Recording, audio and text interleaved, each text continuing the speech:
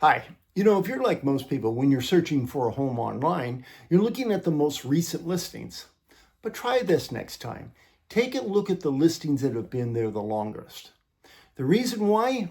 Because the longer the home sits there, the better price you may get for that property.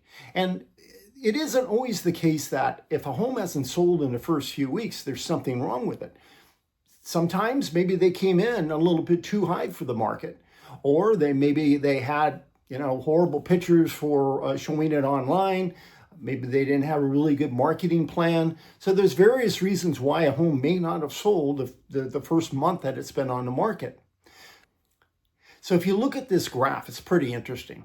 The blue lines show you how long the property has been on the market, and the green lines show you the price. So as you can see, there's a direct correlation between the length of the time that the home has been on the market and the price that the borrower is paying. So take a look at some of those homes that have been on the market a while.